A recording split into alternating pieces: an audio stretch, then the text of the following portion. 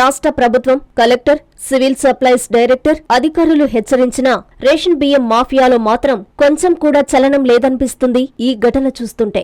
చంద్రశేఖరపురంలోని Shri Lakshminarayana rice మిల్లులో భారీగా ration బియ్యాన్ని నిల్వ చేసి ఉంచారు. రైస్ మిల్లు యాజమాన్యం ఆ రేషన్ బియ్యాన్ని అంతా రీసైక్లింగ్ చేయిస్తుంది. ఈ విషయం తెలుసుకున్న స్థానిక గ్రామస్తులు రైస్ మిల్లు యాజమాన్యంపై తిరగబడ్డారు. పోలీసుల సహకారంతో రైస్ మిల్లు తాళాలు పగలగొట్టారు. వెంటనే వారు ఆత్మకూరు CRDTకి ఫిర్యాదు చేశారు. దీంతో ఆయన అక్కడికి చేరుకుని రీసైక్లింగ్ చేసిన బియ్యాన్ని లారీలో లోడ్ చేస్తుండగా గుర్తించి అడ్డుకున్నారు. దాదాపు 5 టన్నులకు పైగా రేషన్ బియ్యం రీసైక్లింగ్ చేస్తున్నట్లు సమాచారం. ఈ సందర్భంగా ఆయన మాట్లాడుతూ ఈ బియ్యాన్ని సివిల్ సప్లైస్ అధికారులకి అప్పగిస్తామన్నారు. అవి కాని PDS బియ్యమని నిర్ధారణ అయితే 6A కేసు నమోదు చేస్తామని చెప్పారు. శ్రీ లక్ష్మీనారాయణ రైస్ మిల్లు వ్యవహారంపై రెవెన్యూ, పౌర సరఫరాల అధికారులు ఉదాసీగా వ్యవహరిస్తున్నారంటూ ఆరోపణలు వినిపిస్తున్నాయి. చూడాలి మరి అధికారులు ఏ విధంగా స్పందిస్తారో.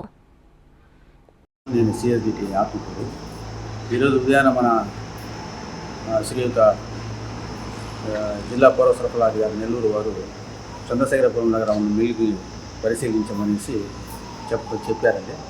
చెప్తే ఈరోజు నేను ఈ మిల్లు దగ్గరికి వచ్చాము. మిల్లు దగ్గరికి వస్తే బయట కొన్ని బస్తాలు, లోపల కొన్ని బియ్యం బస్తాలు ఉంటే దాని తనిఖీ నిమిత్తం మొత్తం ఒక నమూనాలు సేకరించి DM సివిల్ సప్లైస్ వారికి పంపిస్తూ ఉన్నాము. అక్కడ మన PDS బియ్యం నిర్ధారిస్తే అయితే మనకు ఈ బిల్లు మీద 6A కేసు బుక్ చేస్తాము. తదుపరి వచ్చేసి మన గౌరవ DSO గారు, గౌరవ జాయింట్ కలెక్టర్ వాళ్ళు చట్టపరమైన చర్యలు తీసుకుంటారు.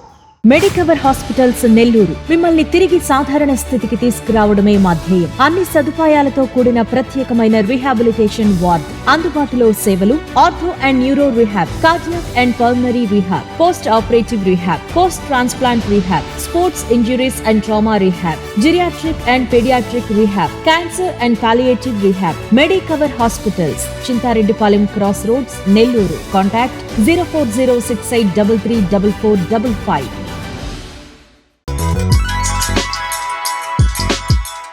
Hi Nilor, please subscribe to N3 TV.